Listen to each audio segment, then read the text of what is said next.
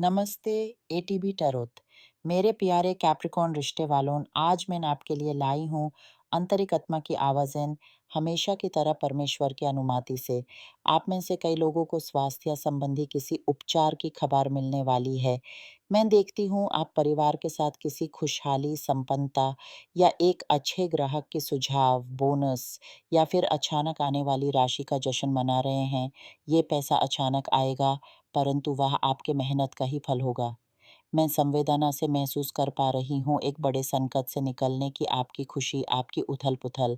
आपके चेहरों पर वह छाया हुई चिंता अब धीरे-धीरे ढल रही है, जैसे सूरज की पहली किरण अंधेरे को चीर देती है।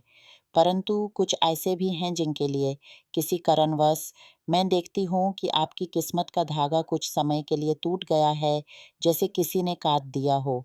सुनिए, आपके भविष्य में किस्मत लिखी हुई है। किस्मत आपके जीवन के किसी भी पहल में प्रकट हो सकती है, किसी लॉटरी जीतने में, नौकरी के इंटरव्यू में सफल होने में, किसी कंसोर्शियम में चुने जाने में या फिर न्यायिक कार्यवाही में विजय पाने में। वह सब कुछ जो अचानक अप्रत्याशित रूप से आपके जीवन में धन लाए, आपको आनंद दे, वही तो किस्मत है। मैं इसे बहुत प्रबलता से देखती हूँ, खेलों के क्षेत्र में भी। यहाँ आत्मीयता आपकी पुष्टि कर रही है कि ये किस्मत आपके नसीब में लिखी है, आपकी दासी है। क्या हुआ था? यहाँ किसी ने कोई नज़र डाल दी, कोई बुरी दृष्टि डाल दी या फिर कोई तोना-ताना किया गया है। मैं एक स्त्री रूह की प्रावधानता महसूस कर रही हूँ, जो आपके और आपकी खुशी के बीच एक दीवार खड़ी करने का प्रयास कर रही है। कोई ऐसा व्यक्ति जो आपके प्रेम संबंधों को बांधने या आपकी संपदा और किस्मत को रोकने का प्रयत्नशील है। लोग समझते नहीं, प्रेम के नाम पर किसी को बंधना या धन के लिए किसी का साथ मजबूरी से लेना, इसका परिणाम क्या होता है? ऐसा साथी आपके जीवन में आएगा तो गरीब भी होगा, बीमार भी होगा। इससे बचकर रहिए। और हाँ, आप में से कई लोगों को किसी वयोवृद्ध पुरुष की विरासत या पूंजीविपक संबंधी कुछ प्राप्त होने की संभावना है। कई लोग जो यात्रा की योजना बना रहे हैं, उन्हें एक टेलीफोनिक क्रिया से खबर मिलेगी कि उनकी यात्रा या तो स्थगित हो गई है या रद्द। जब ऐसी घटनाएँ घटती हैं तो मन उदास हो जाता है। मैंने इतनी तैयारी की थी, पर अब नहीं हो पाएगा। पर हेन मत फ़ील कीजिए, यह परमात्मा का ही तो मार्गदर्शन है। आप सोच भी नहीं सकते कि यात्रा पर जाने पर क्या विपत्ति आपका इंतज़ार कर रही थी। इसलिए जो लोग यात्रा की कल्पना में खोए हैं, उनके लिए कुछ समय के लिए विश्राम का समय आ सकता है। कुछ आपके साथ ऐसा भी होने वाला है जो आपको बहुत दिनों से परेशान किए हुए था। धन की चिंता, रुपये पैसे की फ़िक्र, एक भारी बोझ जो आपके मन को दबाए हुए था। आपका संरक्षक देवदूत परमेश्वर की अनुमति से आपकी इस आर्थिक व्यवस्था में क्रियाशील होकर कुछ ऐसा करेगा कि ये बोझ हल्का हो जाए। मैं समझती हूँ कि ये कोई कर्ज या फिर कोई अति आकर्षक दायित्व है जिससे छुटकारा पाने का आपको कोई रास्ता नज़र नहीं आ रहा। आपका आत्मीय मार्गदर्शक, आपका देवदूत आपके लिए कुछ समाधान लेकर आ रहा है जो इन संकटों से आपको मुक्ति दिलाएगा। देखिए, आज जो भी विषय आए हैं, किस्मत, करियर, यात्रा और आगे प्रेम के विषय भी आएँगे। इन सब के पीछे एक अत्यंत नकारात्मक आत्मिक पहलू है। जब आपके जीवन पर इस प्रकार की काली बदली छा जाती है, तो ये एक आत्मिक आह्वान है कि आप अत्यालोक से अपना संबंध मजबूत करें। प्रार्थनाओं के माध्यम से, आत्मिक साधनों के द्वारा और पवित्र आत्मिक शुद्धि के क्रिया से अपने आसपास की हवा को निर्मल करें। अब प्रेम की ओर चलते हैं। जो लोग अकेला महसूस कर रहे हैं, जो विवाहित नहीं हैं, उनके लिए एक संदेश आने वाला है।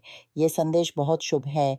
अगर आप किसी के उत्तर की, किसी आमंत्रण की प्रतीक्षा कर रहे हैं, तो वह आप तक पहुँचने ही वाला है।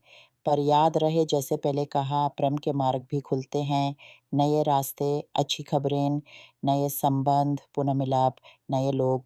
पर फिर वही यहाँ एक काली छाँव, एक प्रचंड आत्मिक रोक आपके और आपके नसीब के बीच खड़ी है।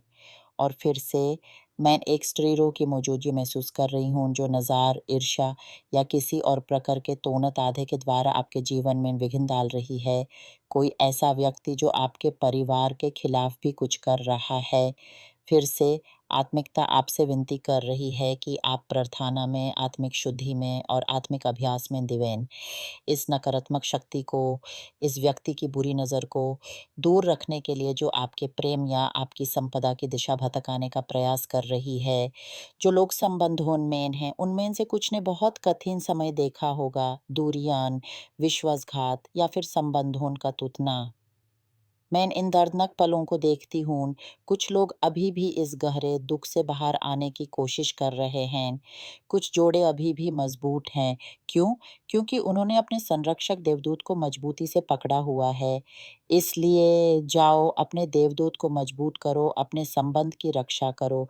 जिन्होंने थोड़ा-सा भी ध्यान हटाया, अपनी प्रार्थना, अपनी आत्मिक अभ्यास और शुद्धि को अनावश्यक समझा, मैं उन्हें बहुत कठिन दौर से गुज़रते देखती हूँ। पर सुनिए, बहुत कुछ बदलने वाला है। आत्मिकता यहाँ मौजूद है और मुझे दिख रहा है कि एक बड़ा परिवर्तन आपके द्वार पर है। खुशियाँ फिर से आपके घर को रंग देंगी और सबसे बड़ी बात, देखिए, संपदा धन फिर से आपके जीवन का हिस्सा बनने वाला है। अक्सर प्रेम संबंध इसलिए भी उकट जाते हैं क्योंकि आर्थिक स्थिति उन्हें प्रभावित करती है। हाँ, ये प्रभाव करता है। तो मैं जो देखती हूँ, वह है संपदा का आपके जीवन में प्रवेश। आत्मिकता आपके लिए नए अवसर लेकर आ रही है, विरासत, पूंजी विपक और एक ऐसी खुशी भली खबर जो आपको एक ऐसे व्यक्ति के बारे में मिलेगी जो आपको उठाने में सहायक होगा। जो अकेला है, जो तन्हा महसूस कर रहा है, वह इस समय अपनी संपादा पर, अपनी उन्नति पर ध्यान दे। उस दूरी, उस जुदाई के दर्द को थोड़ा पीछे छोड़कर अपनी नज़ारों को, अपनी समर्पित भावना को अब अपनी खुशहाली की ओर मोड़ ले। क्योंकि आपके लिए धन के मामले में एक बहुत बड़ी अचानक और शुभ हार आने वाला है। आप में से कई लोग एक ऐसे व्यक्ति के साथ नए संबंध में प्रवेश करने वाले हैं जो संपन्न है और मैं देखती हूँ कि वह व्यक्ति आपके जीवन में प्रवेश करके आपको उठाएगा, आपको सहारा देगा। ये व्यक्ति बहुत तेज़ी से आपके जीवन में आएगा। कोई ऐसा जो आपकी आर्थिक सहायता करेगा, आपको आर्थिक और भावनात्मक आधार प्रदान करेगा, आपको अपनाएगा। ये सब कुछ आपके साथ तभी हो